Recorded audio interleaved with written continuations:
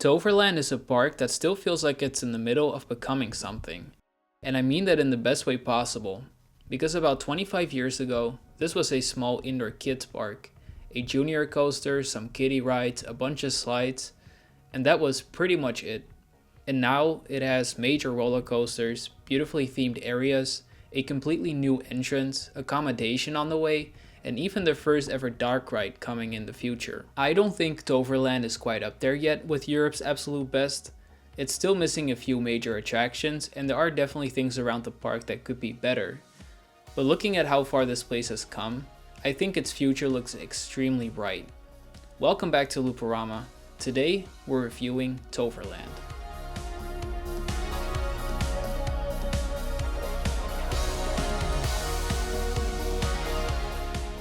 And I think the best place to start is where Toverland itself started. The original indoor area is obviously very different from the newer expansions they're building today, but it's holding up pretty nicely. Toes Express is a nice little family coaster that still rides surprisingly well, but most importantly, there is just so much for younger kids to do here. Not even just mechanical rides, there are playgrounds, climbing equipment, and even actual water slides in what is very much not a water park. That's something Toverland does really well in general. Kids constantly have something to climb on, play with, or discover instead of just being moved from one ride to another. And there's also this little tunnel between the indoor areas, which is weirdly one of the only things I can still vividly remember from first visiting Toverland when I was about 4 or 5 years old. Not a coaster, not some major attraction, the tunnel. Obviously my priorities have changed a little since then. The original indoor hall has gotten a lot nicer over the years as they've added more scenery and done a better job of covering up the walls, which helps hide the fact that you are still basically inside an enormous warehouse. And I kinda wish they would do more of that in Wonderwalt. There are definitely parts that look really nice, like the recently closed Maximus Blitzbahn, but also Expedition Zork, which is a solid log flume that has improved a lot with added theming and landscaping both inside and outside. But there are also still places where Wonderwalt just feels a little barren. Besides a decent funhouse and the aforementioned rides, the area's empty walls might have been okay when this section first opened, but they don't really hold up compared with some of the park's newer areas. Having so much indoors also used to be one of Toverland's biggest advantages when the weather was bad. But as the park has grown, most of its newer and best attractions have moved outside. So I don't think that indoor advantage defines the park nearly as much as it once did. Hopefully the replacement for Maximus Blitzbahn gives them an excuse to freshen some of that up as well. Blitzbahn itself was fun, and its queue and station were actually really well themed, but its capacity was honestly terrible. It regularly had some of the longest queues in the entire park, while the bigger coasters were happily chewing through people. So I'm not devastated to see the actual ride go. But it was a beloved attraction, and I'm really curious to see what Toverland does with all of that space next. Moving outside though, is where I think Toverland's transformation really started becoming obvious. Booster Bike almost feels like the soft launch of modern Toverland. It was like the park's way of starting to say, okay, maybe we're not going to just be this little indoor kids park forever. The ride itself is still fun. The launch has a nice kick to it, and the motorbike position is unique in the entire region the park is in, but it's probably the weakest major ride in the park right now.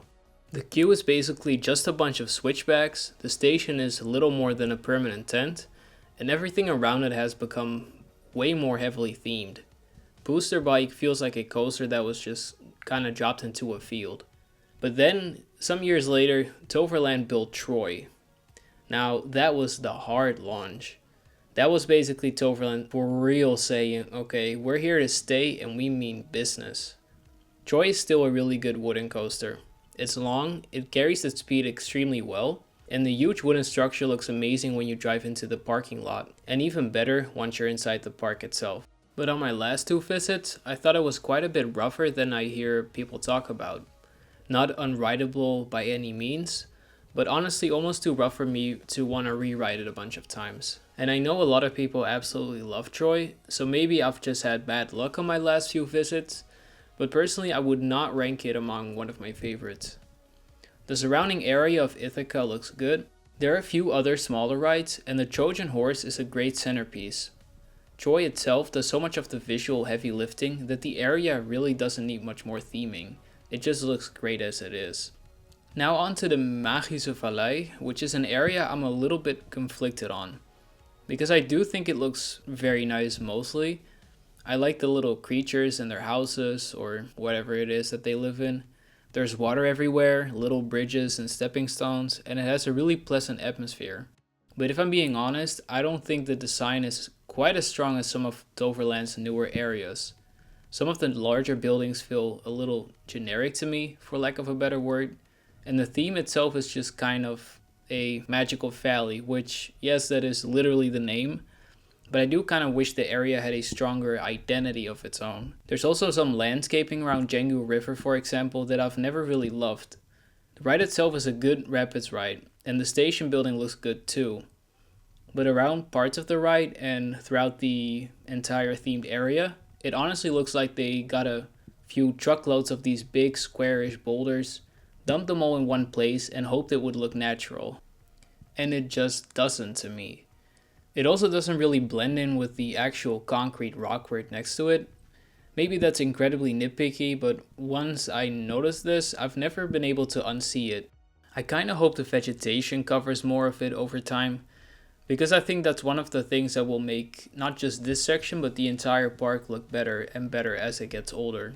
You can already see that happening around some of the kids' rides here and Dwervelwind as well, which is a good spinning coaster with magical onboard audio. It's fun for kids and thrill seekers alike, and now that the trees and plants around it have matured, it looks even better.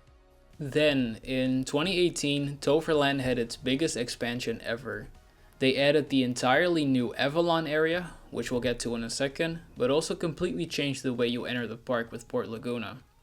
I think this was probably the point where Toverland stopped feeling like a park that was slowly getting bigger and started feeling like a park with major ambitions. The entrance area looks very good in person. The horseshoe shape is a little unusual, but it works, and for a park of this size I think it's unique and creates a nice central seating area in front of where a high dive show is sometimes performed.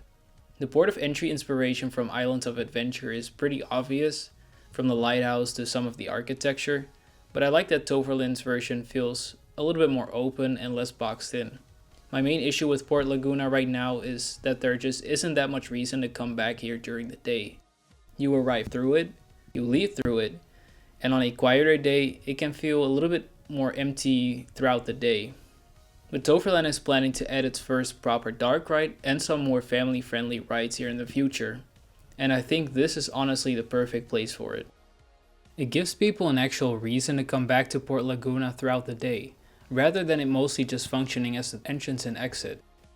The path from Port Laguna to Avalon is basically one very long straight brick road, which almost looks like it used to be a backstage road and they just went, yeah, this is part of the park now.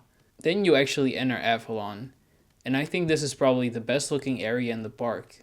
The first view just works so well. You have the water, Merlin's Quest boat sailing away into the distance, the bridges, the landscaping, and Fenix floating above everything.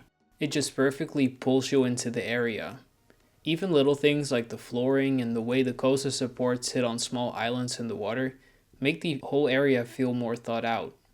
And I think Avalon is going to look even better 10 years from now. Once all of these trees grow in properly, the area should feel much more forested, more lived in, and like you're discovering Fenix through the landscape. The newer additions have, in my opinion, made Avalon a little bit more cartoony than it was originally, but I don't really mind it. If anything, there's just so much more to do now. Merlin's Quest is a really nice boat ride. The outdoor section is basically just a quiet little cruise around the area, but then it has a proper dark ride section with really good theming, lighting, and atmosphere. And that actually makes me more excited than I otherwise would be to see what Toverland can do with a full dark ride. And then of course there's Fenix, which for me is the best ride in the park. I think it looks fantastic, the brown supports and blue track work incredibly well together, the trains look great, and the layout is short but otherwise really solid. It has surprisingly strong positive forces, especially through the helix, and even the airtime hill gives really good airtime despite the fast restraints. Pretty much every element on the ride is good. One or two extra near misses could have added a lot, and I also wish the ending had one more element. Even just a slow inline twist into the brake run could have made the whole ride feel more complete. But what it does do though, it does it really well. Although this is also where one of my bigger little nitpicks with Toverland start to show. Some of the theming around Fenix already looks pretty faded from the sun and weather, and there's also this huge green wall which guests face directly on the brake run on Fenix, as well as from Avalon's pathways. And I really hope they don't just leave it like this for 20 years and then that's just kind of what it is. Because Avalon is already really good, but with a little bit of TLC and some mature landscaping, it could become even more amazing. Now, I really don't want to give the impression that this is some badly maintained park, because it absolutely isn't. Toverland is clean, well run, and in my experience the operations are generally very good as well. Most rides don't get ridiculous waits unless you're visiting on a particularly busy day, and overall it's just a really pleasant park to be in. Especially for families, Toverland has become a really strong park. There are all those playgrounds and smaller rides for younger kids, but then Fenix, Troy, Pixarus, the Gerstlauer Skyfly, and Booster Bike for older kids and thrill seekers. For someone who is only interested in thrill rides though, I do think the park still feels a little bit incomplete. Once you've done Fenix and Troy a couple of times and gone through the other big rides, you've kind of seen most of the major thrill offering pretty quickly. And I think that is probably one of the biggest things separating Toverland from some of the other major parks in Europe right now. It's not necessarily that the bigger rides they have aren't good enough, they just don't have as many of them yet. Some of the bigger competitors simply have more major coasters, more dark rides, and just have a deeper lineup of attractions. Toverland already has loads of smaller rides and flat rides, and they're adding even more. What they need now are more major rides. And weirdly enough, even though such a huge part of the park is indoors, they still don't really have a proper full-scale dark ride, which is obviously something they themselves have realized, because that is exactly what they're planning to add to Port Laguna. And I'm really excited about that. And after that, I still think a really good, longer family thrill coaster would add a lot.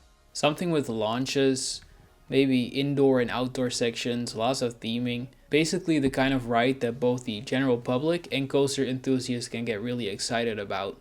Like a Gerstlauer family airtime coaster such as Megalodon. Ideally, I think they still need another major dark ride after the one that's already been announced. And another substantial family or thrill coaster somewhere further down the line as well. That would firmly put Toverland on the map as one of Europe's best theme parks. And I guess, when is the theme park ever truly complete anyway? There's always gonna be another ride, another area, and something else they could improve. And with Toverland, you can very clearly see how much room there is left for them to grow. And I would love to eventually see the hotel overlooking Avalon becoming a reality. That is something the park has always communicated was a dream of theirs. And I think the thing I find most impressive about Toverland in general is just how unlikely all of this probably would have sounded when the park first opened. Because the first time I came here I was about 5 years old and Toverland itself was about the same age. This was basically one indoor hall with some kiddie rides, a little junior coaster, and some slides. That was kind of it. And for a really long time, even while I was growing up, I feel that was still Toverland's reputation. Even after Booster Bike, even after Troy, even after the Magische Vallei. For a lot of people, it was still kind of that little indoor kids park in Limburg. And I really don't think that is how people see Toverland anymore. It's a proper theme park now, a respected theme park, and I think that transformation is honestly kind of incredible. The fact that all of this grew out of such a small indoor place is still kind of hard to wrap my head around. A family company started with this really small indoor park, stuck with it, kept expanding, kept becoming more ambitious, and over roughly 25 years just slowly built this amazing place. And sure, there are still things they can improve. There are still rides I think they, in a way, need, and there will always be room for improvement. But they actually did it. They built the dream it's here. And maybe the most exciting thing is that you can tell that they're nowhere near finished. So yeah, Toverland already is a really good theme park, and they've just been on the ride so far. But I think its future looks even better, and I'm really excited to see what this place looks like another 10 or 20 years from now. Thanks for watching, and don't forget to like, comment, and subscribe if you enjoyed this video. That's all folks, I'll see you on the next one on Looporama.